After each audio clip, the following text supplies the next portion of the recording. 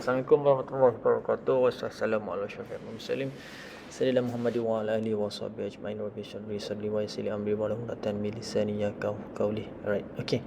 Alright, untuk kelas pagi ni saya akan tunjukkan dengan awak few software, okay. Tapi saya tak akan go on detail lah. Saya just tunjuk maybe ada software yang awak pernah guna dan maybe ada software yang awak tak pernah tengok lah selama ni. Alright, okay. So kita akan go through one by one.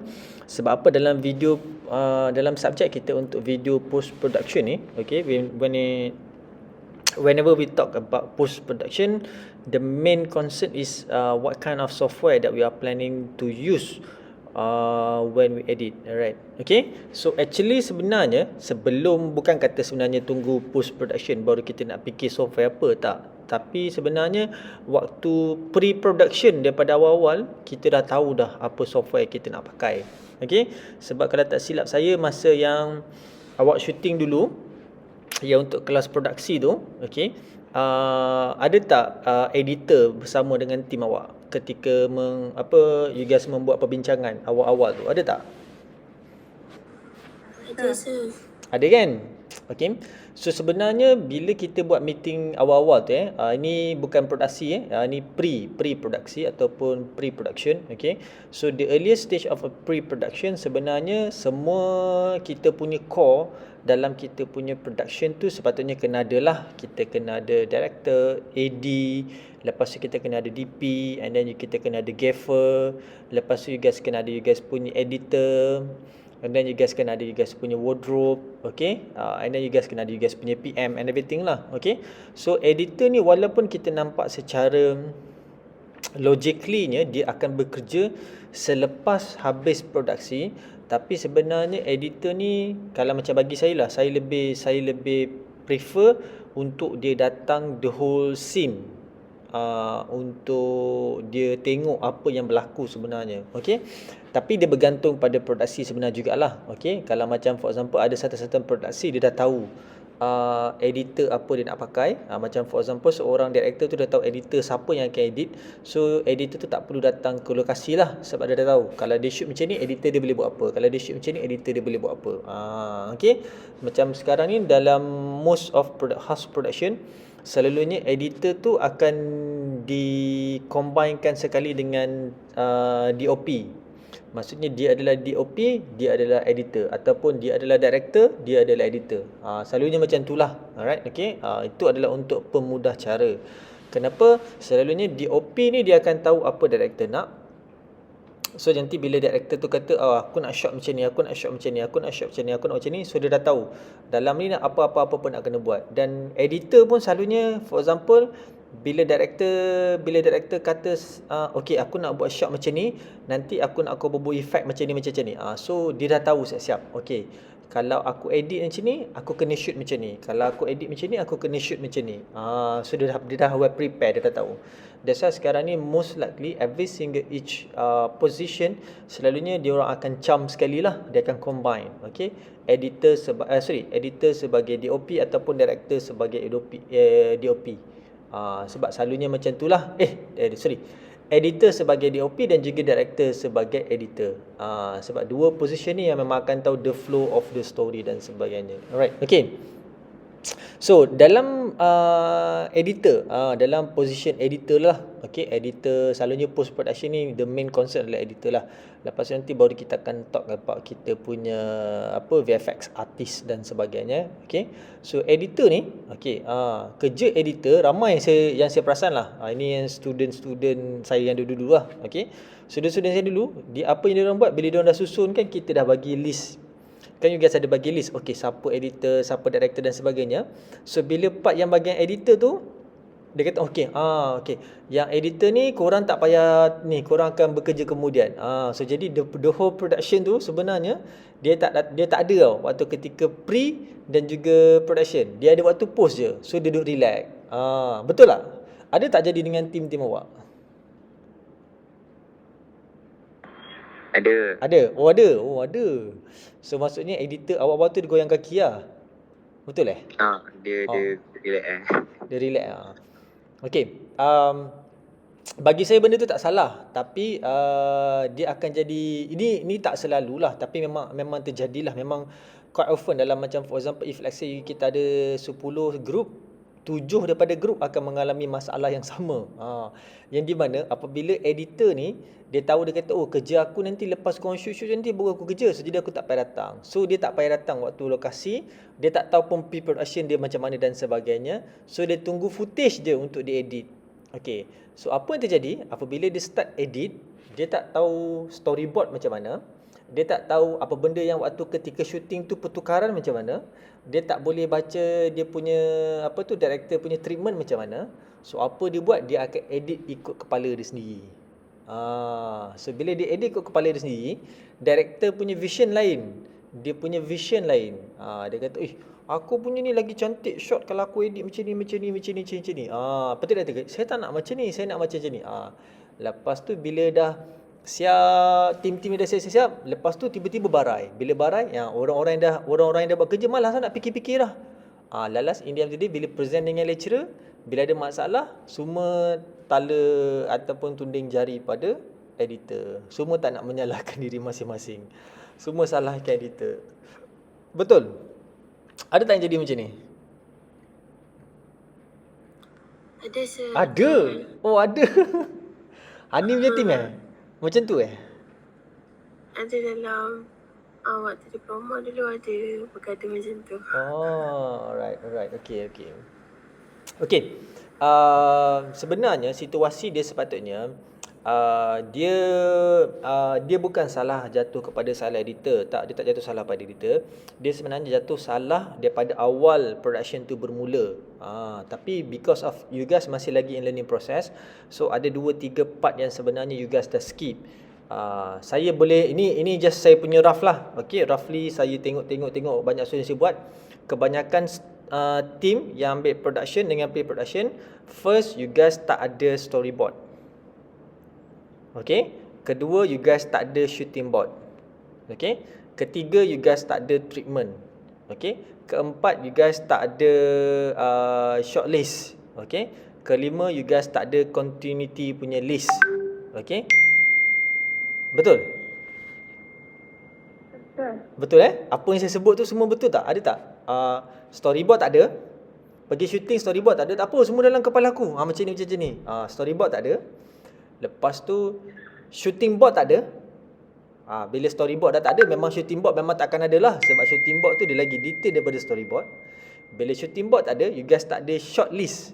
You tak tahu shot ni, kita nak buat shot apa, kita nak ambil medium ke, kita nak ambil tight ke, benda tak ada. You ikut kepala you, okay ambil ni lah, kita ambil ni lah. Okay. Lepas tu tak ada treatment. Treatment maksudnya daripada asal tu you guys tak treat balik benda tu. Okey, yang mana okey, tak ada. Lepas tu you guys tak ada konti punya list. Bila tak ada konti punya list, you tak tahu. Editor tak tahu. Okey, kesinambungan daripada shot ni pergi ke mana? Kesinambungan pada shot ni pergi ke mana? Sinambungan shot ni pergi ke mana? Jadi editor akan dapat semua video yang you shoot. Yang behind the scene punya video pun dalam kamera yang sama. Lepas tu pisanglah editor tu. Selalunya macam tu lah, betul Bila you guys buat macam tu, lepas tu minggu depan nak hantar, footage bagi hari Jumaat, hari Senin nak submit, 3 hari je dia nak kena edit kan. Adakah itu terjadi pada awak semua? Situasi je. Betul saya pernah jadi. Betul kan? Alright, okay. Tak apa. Itu pengalaman dalam dunia produksi. Okay. Okay, itu perkara biasa. Tapi you guys, time by time you guys akan learn benda tu lah. Sebenarnya kenapa storyboard tu sangat penting, kenapa shooting board tu sangat penting, lepas tu kenapa treatment tu sangat penting, dan juga kita punya shortlist. Sebab benda-benda ni yang awak akan bagi pada editor ni yang akan edit nanti benda-benda macam tu lah. Alright, okay. Dekat sini dalam berapa orang ni? 1, 2, 3, 4, 5, 6, 7, 8, 9 orang ni Dalam 9 orang ni ada tak yang pernah jadi editor ataupun pernah edit? Pernah sir. Okay, Hani pernah edit. Lagi siapa pernah edit? Azim pernah edit. Aiman pernah edit. Adriana pernah edit. Alright, okay. Pernah edit lah. Okay, Putra pun pernah edit. Alright, okay. Um, Siapa kat sini yang pernah jadi editor tu lah. Dalam masa yang sama dia jadi cameraman juga ataupun DP. Okay, Pernah, Sir. Aiman, Azim pernah, Putra pernah, Hani pernah. Oh, Hani pun sekali Oh, awak kamera, lepas tu awak edit sekali Sir. Alright, okay. Alright. Okay, saya nak tanya yang pernah jadi editor dan juga pernah jadi DP lah ataupun cameraman. Pernah pakai log tak? Pernah shoot log tak? Color lock ke? Ha? Color lock tu macam mana tu? Bukan. Pernah shoot log tak? Dekat kamera kita ada normal color, lepas tu kita shoot log color. Log. Pernah shoot color? Pernah shoot log? Pernah, Sir. Pernah. Okey, Putra pernah. Hani pernah shoot log?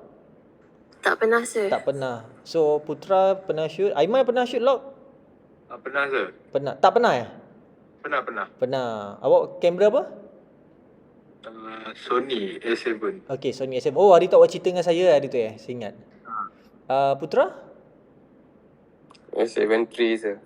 A73. Alright. Okey, Azim lock color. Dia bukan kunci. LOG lock. Kalau Sony dia akan panggil S lock, kalau Canon dia akan panggil C lock, kalau DJI akan dia panggil D lock, kalau Panasonic dia akan bagi V lock. Dia LOG. Dia color sebenarnya. Pernah tak Azim? Azim tak pernah kot. Alright. Okey, yang pernah shoot log tadi Putra dan juga Aiman. Okey, tak apa Azim. No worries. Okey, ni pengalaman barulah, nanti saya akan terangkan log tu apa. Putra dengan Aiman, apa function awak shoot log Saya nak tahu. Bantu untuk color grading Bantu untuk color grading. Okey. Lagi selain pada tu? Putra? Nak achieve, sometimes nak achieve high dynamic range lah. Nak bagi balance highlight dengan shadow. Alright, okey, betul. Kenapa kita kena shoot log adalah sebenarnya untuk pengetahuan semua dalam kamera kita, sebenarnya benda ni daripada kamera filem. So bila kamera filem dia bawa turun ke bawah kepada kamera-kamera yang orang kata apa mid range punya kamera, yang di mana kita ada function log. Log tu adalah di mana apabila kita shoot kita akan nampak kita punya color tu macam faded, macam pudar, macam kelabu sikit.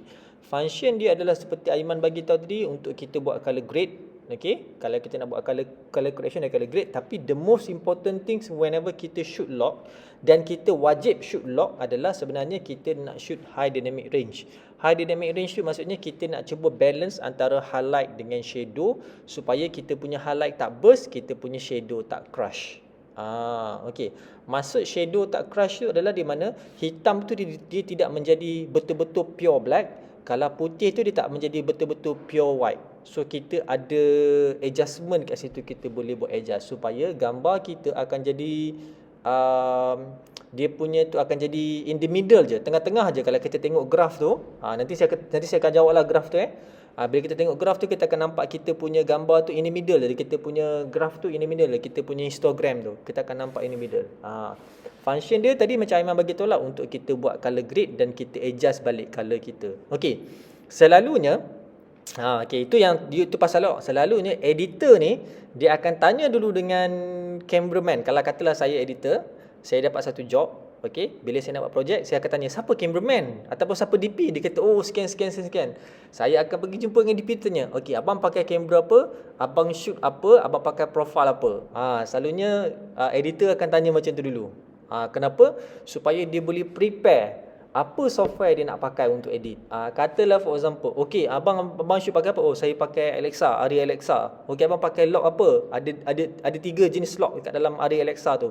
Okey, saya pakai log profile 2. So dekat editor ni dia dah kena prepare log profile 2 apa. Ataupun macam for example, Aiman dengan Putra pakai Sony. Dalam Sony kita ada 3 log. Log S1, log S2 dengan satu lagi log X3 yang dikenali sebagai HLG. Betul? Betul. Okey, Aiman shoot pakai Putra shoot pakai log apa? Kadang-kadang S-Log tu, kadang-kadang HLG tu. Okay, S-Log tu ataupun HLG. Okay, S-Log tu dengan HLG sama tak setup? Tak sama, S-Log lagi flat. Okay. HLG color sikit. Alright, okay. Dan cara untuk kita nak, kalau cara untuk kita nak setting highlight pada S-Log tu dengan HLG sama tak? Tak sama, tapi S-Log tu lagi sedap lah kalau nak balance highlight shadow. Alright, okay. Aiman, awak shoot pakai apa? Saya pakai S2 sir. S2, alright. Okay. Untuk pengetahuan semua untuk kamera Sony kamera Sony selalunya memang menjadi favorite. Siapa pakai kamera Sony dia akan pakai S-Log tu. Memang dia akan pakai S-Log tu. Walaupun dia ada S-Log 1, walaupun dia ada S-Log 3, HLG, okay, high log gamma, tapi ramai orang prefer pakai S-Log tu sebab S-Log tu senang kita nak set up dan dia punya dynamic range dia memang cantik, memang dah ngam-ngam. Sedap je kita nak buat. Okey, dan cara untuk set up dia berbeza. So bila saya sebagai editor, saya tanya kepada DP saya di bahagian tu, so saya tahu okey apa saya nak adjust. Oh, saya nak edit pakai apa? Dia kata okey abang pakai tadi dia pakai apa? Arri Alexa. Jadi saya boleh decide either saya nak pakai Final Cut Pro ataupun saya nak pakai DaVinci Resolve. Dua tu, antara dua tu. Bukan kata oh Premiere tak bagus ke? Premiere boleh pakai Premiere, tapi maybe ada setting-setting yang tak ada pada Premiere tu yang kita boleh bagi dia punya color boost pada kita punya Arri Alexa tu. Dan kalau kata for example Putra adalah saya punya DP, saya tanya Putra, kata oh Putra awak shoot apa? Oh saya shoot S-Log tu je. Kalau Putra shoot S-Log tu, saya boleh pakai Adobe Premiere je, tak ada masalah. Saya pergi dekat Sony, saya download dia punya LUTs untuk SL tu, daripada S-Log tu pergi Rec 709, saya masukkan Putra punya footage, bam, terus settle. Cuma satu, kalau boleh saya akan bagi tu Putra tolong clipkan sampai tu positif 2.0 untuk dia punya highlight. Okey, sebab kalau Putra tak clipkan antara 2.0, dia maintain 1.3 ataupun 1.0, nanti akan ada noise dekat dia punya shadow. So editor ni, ni sekarang kita cerita pasal editor. So editor ni yang kena tahu semua tu. That's why bila kita dah tahu kamera apa pakai, profile apa kita pakai dan sebagainya, baru kita boleh decide what kind of software kita nak guna. Okay, so dalam in terms of software yang kita akan pakai, okay, macam semalam saya ada sebut untuk kita punya video post production ni, kita ada banyak software yang kita tahu. Okay, kita go for basic. Okay, basic. Kita ada standard yang memang selalu orang guna untuk both user. Kita ada Adobe Premiere Pro. Semua orang familiar? Familiar Adobe Premiere Pro. Semua tahu Adobe Premiere Pro? Shikin tahu Adobe Premiere Pro? Tahu. Alright, okay. Amin dengan Aiman Rafiul, betul? Betul. Okay, betul. Pernah edit, pernah pakai Adobe Premiere Pro? Pernah, alright. Okay. So basic Adobe Premiere Pro saya rasa semua orang quite familiar. Okay, now kita jump to a high level sikit, iaitu dikenali sebagai Adobe After Effects. Pernah edit pakai Adobe After Effects? Ke baru first time dengar Adobe After Effects? Pernah tapi tak jadi. Pernah tak jadi tu, tak jadi apa? Tak jadi After Effects ke tak jadi edit video? Semua tak jadi. Semua tak jadi. Ada sini yang pernah edit guna After Effects? Ada?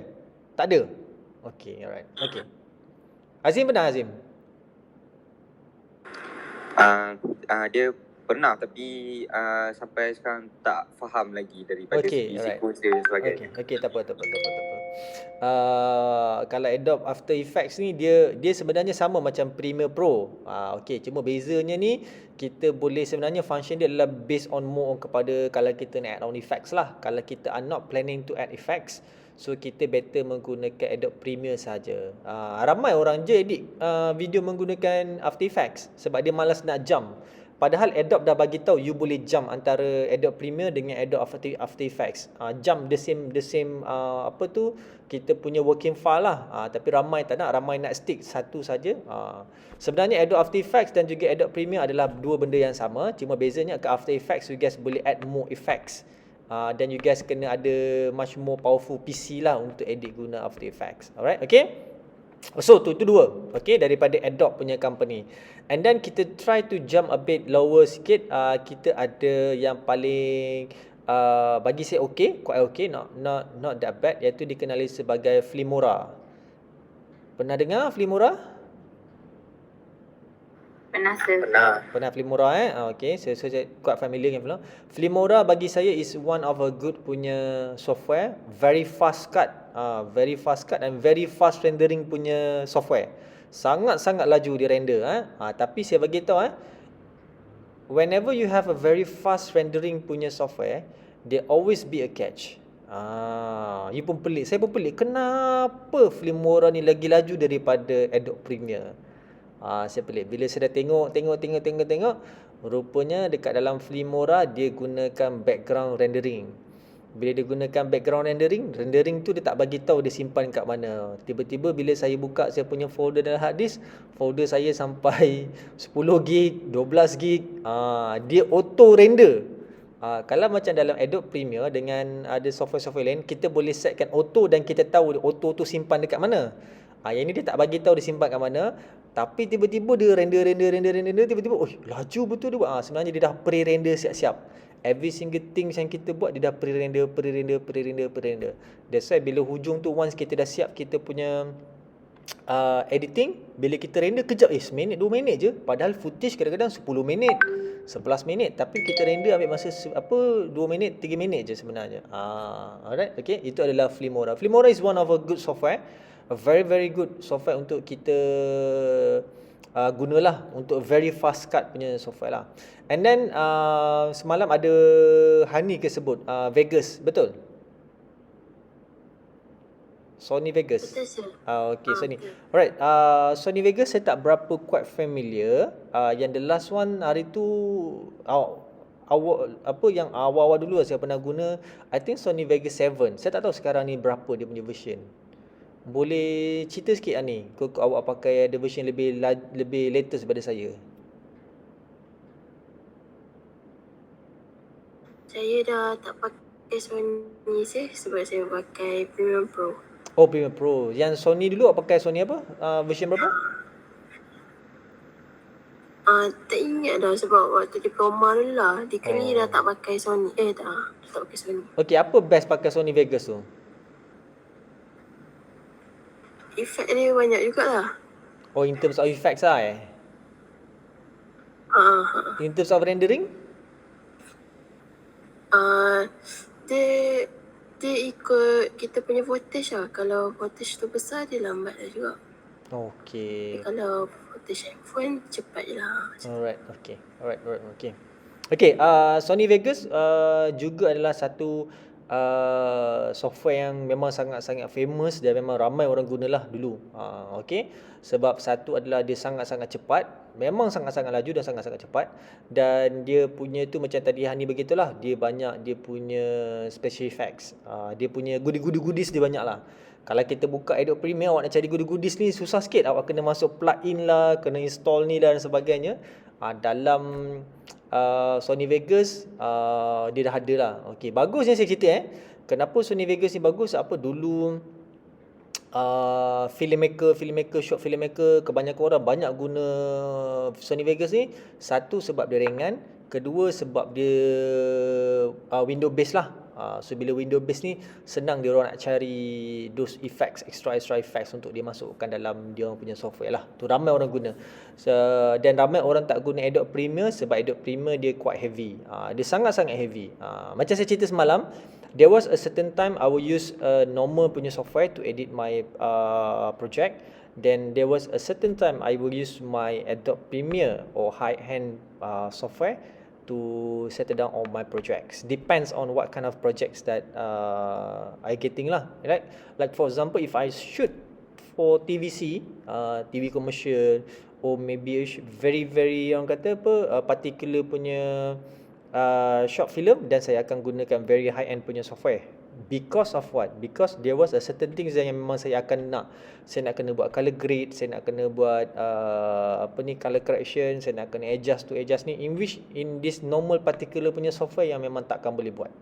That's why I certain. Kalau macam for example, if like say saya edit saya punya vlog, saya edit saya punya very short video dan sebagainya, memang saya akan campak semua dekat dalam saya punya Filmora, tak klik, dah terus export, settle, siap. Very short, simple. Tengok depends on what kind of situation and what kind of video that saya nak cuba nak deliver. Right? Okay? So we talk about Premiere, Adobe Premiere, we talk about Adobe After Effects, and then we talk about Filmora, and then we talk about just now is Sony Vegas. Alright, okay. Then there was 2 more software. Alright, okay. So the next is gonna be Final Cut Pro. Ada anyone familiar with Final Cut Pro?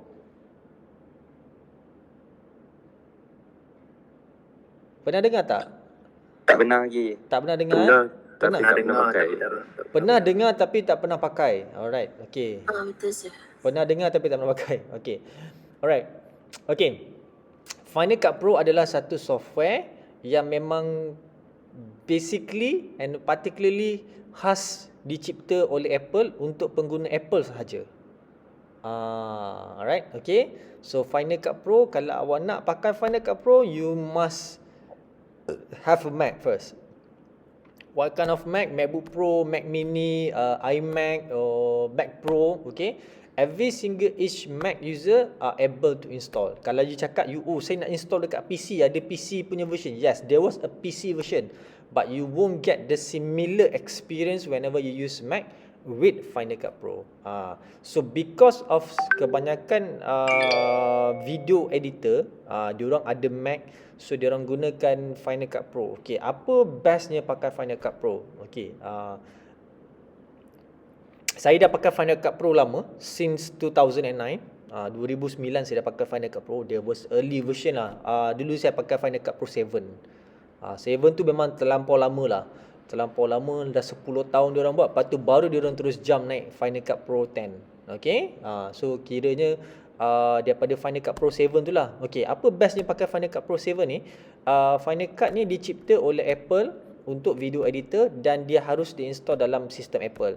So whenever the same company create their own software using dia punya own hardware, dia akan create this, kita panggil a very punya simple and intuitive punya system, yang di mana dia akan first mempercepatkan proses untuk kita rendering because dia orang optimize together antara software dengan hardware. Yang kedua, there will be no, macam for example, saya bukan nak kata tak pernah, dulu pernah lah, tapi lately ni lepas dia dah upgrade pergi Final Cut Pro 10 ni, dia dah tak ada tau. Tak ada isu yang di mana kita tengah buat edit tiba-tiba dia crash. Pernah tak whenever you guys tengah edit tiba-tiba dia crash? Ada tak? Selalu. Right. Okay, selalu crash. Kita tengah edit ni. Tengah edit nak siap-siap tiba-tiba hang. Gerak mouse tak boleh. Klik tak boleh. Tak boleh tekan button reset. Tiba-tiba hilang. Nampak Windows je. Masa tu sadaqallahul azim lah. Kalau dia auto save, alhamdulillah. Tapi saya rasa kebanyakan PC sekarang ni auto save kan. So maksudnya once you guys buka balik, dia akan return to the last changes yang kita buat. Betul tak? Yang kalau PC sekarang ni, saya tak tahu lah software apa, tapi kebanyakan most likely PC, kebanyakannya dia ada auto save. Kita boleh setkan how frequently auto save tu akan ada. Macam kalau saya setkan dekat dalam saya punya PC ni, kalau saya pakai Final Cut Pro pula, saya pakai saya punya Adobe Premiere, every 10 minutes dia akan save, every 10 minutes dia akan save, every 10 minutes dia akan save. Saya tak tahulah. Tapi dalam Final Cut Pro, every single click you dia akan save. Dalam Final Cut Pro, every single click you dia akan save. So that means in case lah, tiba-tiba tengah buat, in case lah tiba-tiba elektrik tak ada, shutdown, you pakai apa tu, kabel kan, tiba shutdown, Allah, cucuk balik elektrik, you buka balik, dia akan buka balik, return balik to the last click yang you click dalam juga punya software. Itulah Final Cut Pro. Dan satu the best experience bila pakai Final Cut Pro ni adalah dia punya rendering time lah. Ramai orang memang prefer pakai Final Cut Pro because of the rendering time dia. Very very fast and super fast berbanding dengan yang lain-lain lah. Lepas tu adalah feature-features lain yang memang tak ada. Tapi saya bukan nak kata nak hype upkan Final Cut Pro. Saya bukan nak menaikkan Final Cut Pro, not because ada software lain yang lebih bagus pada Final Cut Pro. Maksudnya ramai juga yang masih menggunakan Final Cut Pro dalam masa sama menggunakan Adobe Premiere, dalam masa sama menggunakan another software. So satu tempat kita guna software ni, satu tempat kita guna software ni, satu tempat kita guna software ni. Itu adalah Final Cut Pro.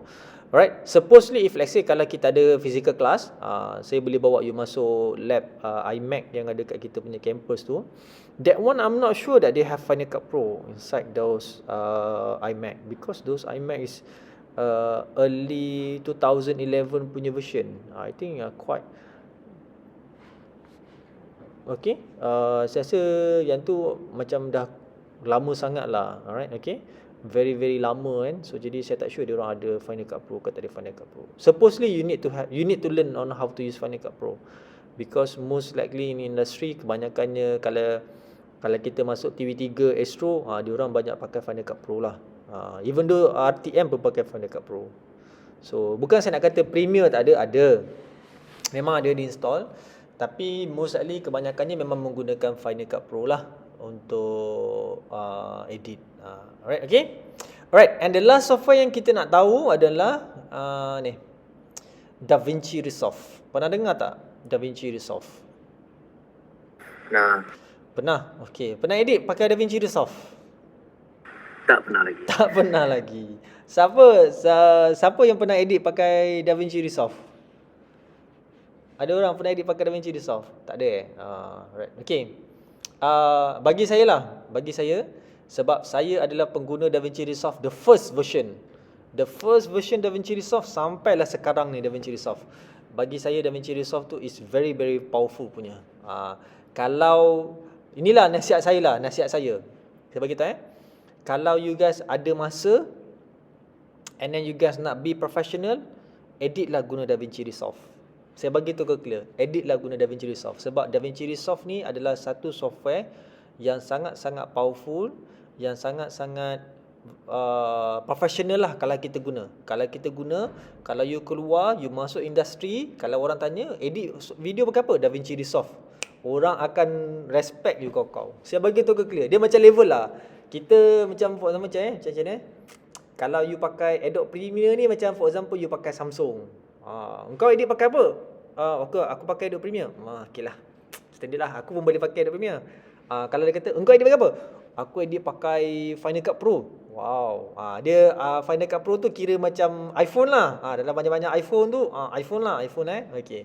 Tiba-tiba bila orang tanya kat you guys, kata, engkau edit pakai apa? Wah, aku edit pakai DaVinci Resolve. Wow. Dia lain tau. Wow, dia ada satu vibe lain. Dia macam for example DaVinci Resolve ni macam for example you beli the most expensive iPhone yang ada on the market. Kalau macam for example sekarang ni ada iPhone 13, you beli iPhone 13 yang baru keluar baru ni. iPhone 13 green color 1 terabyte punya version. ZAS 8000 you punya tu. Itu level dia. So orang akan tengok you lain. Saya beritahu. Memang awal-awal saya beritahu kalau kita edit menggunakan DaVinci Resolve tu memang agak susah. Tapi kejap lagi saya akan tunjuk you macam mana DaVinci Resolve ni dia dah upgrade dia punya software dia supaya mempermudahkan editor untuk edit pakai DaVinci Resolve. Dan masalahnya sekarang ni saya tak boleh ajar you pakai DaVinci Resolve sebab software ni bukan software. Sebab kelas ni bukan kelas DaVinci Resolve. Kelas ni adalah kelas video production, video post production. Jadi saya kena ajar you basically apa software yang ada dan apa software yang sesuai untuk kita belajar. Sebab maybe kata for example PC Aiman boleh install DaVinci Resolve, tiba-tiba PC Amin tak boleh, tak capable, ataupun PC Adriana tak capable. Jadi saya tak boleh nak guna DaVinci Resolve. Alright, okay, semua boleh? Boleh get along? Boleh sir. Boleh sir. Alright, okay. So itu dia sebersikit. So ada 6 software. So maybe kalau ada software-software lain yang you guys rasa you guys nak share, ada tak yang ada selain daripada 6 software yang saya bagi tadi yang you guys rasa patut saya highlightkan dalam list of software untuk kegunaan? Ada tak? Ada tak nak share? yang awak pernah pakai dan awak rasa bagus. Desktop version Jangan awak cakap, "Sir, kita guna Viva Edit, Viva Video ataupun apa tu CapCut. Sir guna CapCut, sir, guna CapCut. Ataupun guna VN. Sir, edit guna VN." Ada tak software-software lain yang awak rasa sesuai?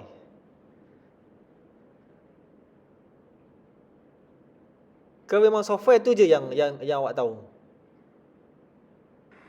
Setakat ni itu je yang Itu tahu je. sir. Alright. Okay, tak apa. Alright, okay. Okay, sekejap saya buka sekejap software. So, saya tunjuk, at least kita tahulah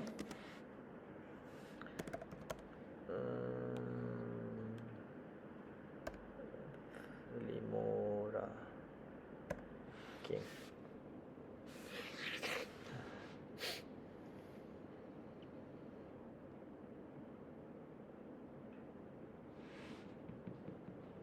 Ada tak yang sini pernah edit pakai telefon?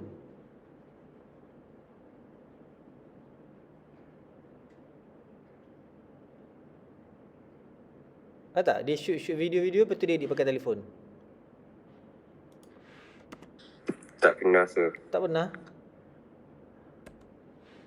Video biasa-biasa pernah sir. Video biasa-biasa lah. Maksudnya pernah edit pakai telefon lah. Software apa? Apps apa awak pakai?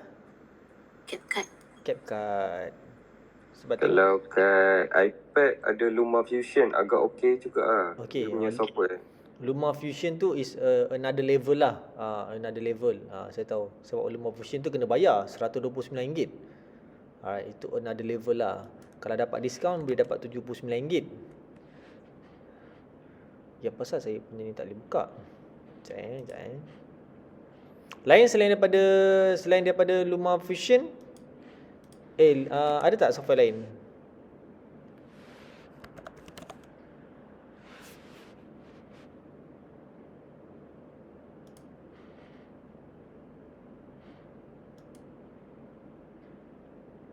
LumaFusion dengan tadi apa, CapCut. Ada tak yang pernah try edit guna VN? Ada sir. Ada sir. VN okey tak? VN pun not bad je lah. Tapi rasanya CapCut lagi best kot dari VN. Apa best CapCut daripada VN? Kalau tak silap saya, CapCut boleh buat yang untuk keyframe by keyframe kot, tak silap saya. Keyframe VN yang dia boleh macam mana tu untuk cut frame by frame. Oh, okey. Alright. Selain daripada tu? Selain daripada keyframe tu, ada tak lain features lain? Takkan Effects tak silap saya, effect audio. Oh. Dia mudah untuk dicari. Okey, alright. Okey. Saya tak tahu kenapa saya punya tak boleh buka. Saya punya apa ni? Filmora saya tak boleh buka. Okay.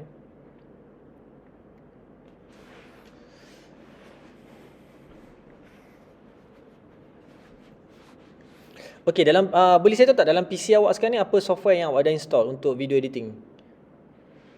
Semua orang saya nak tahu. Premiere Pro sir. Premiere Pro. Ada tak yang lain selain daripada Premiere Pro? Vegas sir. Vegas. Lain?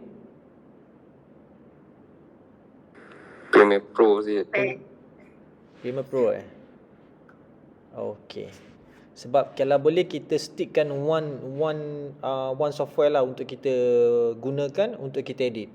Saya tak nak sekarang ada yang saya pakai Premiere Pro kan tiba-tiba saya pakai Sony Vegas, saya pakai ni. Kalau semua pakai Premiere Pro, kita setkan semua pakai Premiere Pro. Tapi jangan risau, dalam masa yang sama yang software-software lain tu saya akan tunjuk jugalah apa perbezaan dan persamaan dia dan sebagainya lah. Tapi maksudnya kita punya baseline kita setkan kepada Premiere Pro saja. Adakah kita setuju untuk pakai Premiere Pro? Setuju. Setuju. Right. Yang lain, Anissa okey? Premiere Pro? Okay. Alright. Farida okey Premiere Pro? Okay sir, okay.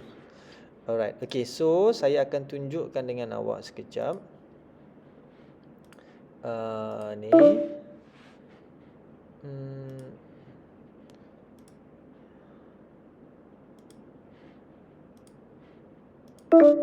Kenapa saya tak boleh share screen? Okey.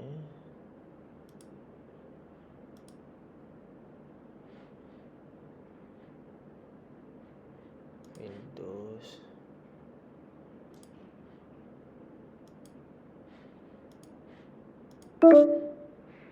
Ayo, sekejap sekejap.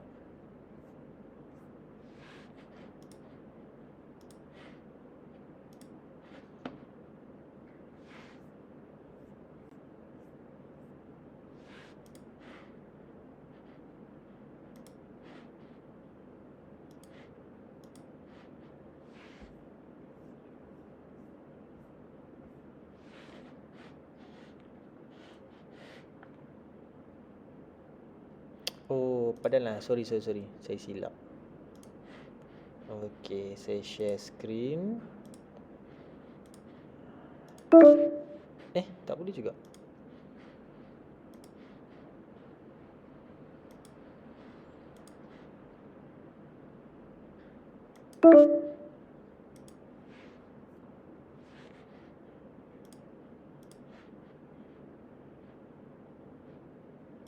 Sekejap.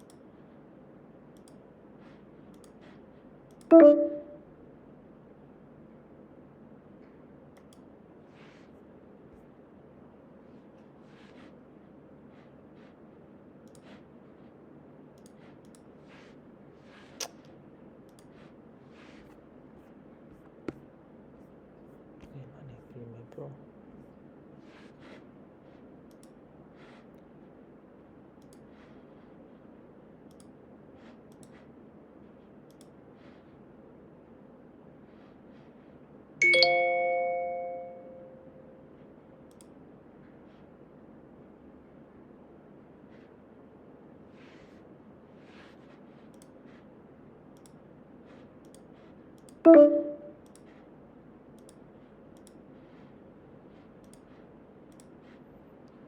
Boleh nampak kat skrin?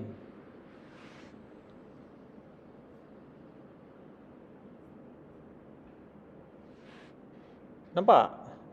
Nampak apa-apa tak? Tak ada, sir. Tak ada Tak ada. Don't share your entire screen browser, just share tab on different window instead. Okay, sekejap.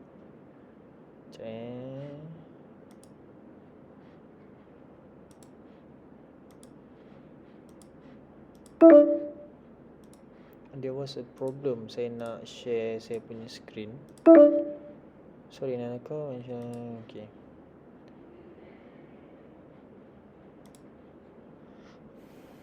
Windows.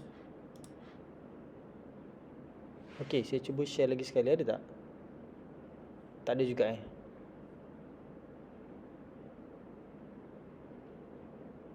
Tak naik, sir. Wah. Saya rasa ada occur problem ni dekat ni. Dekat kita punya ni.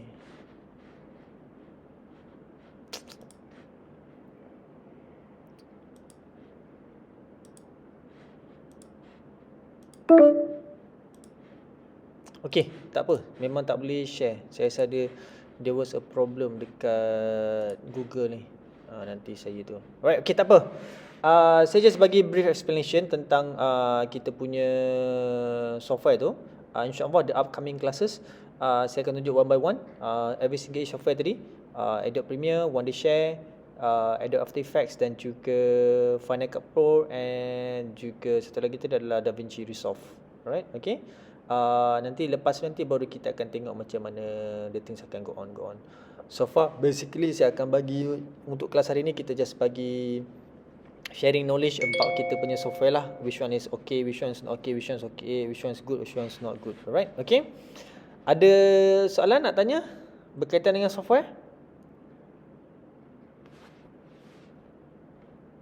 Any questions? Tak ada? Okay. Lain ada soalan? Tak ada? Semua okay? Tiada, sir. Alright, okay. Alright. Untuk sebelum kita habis kelas, just to double check balik. Sorry.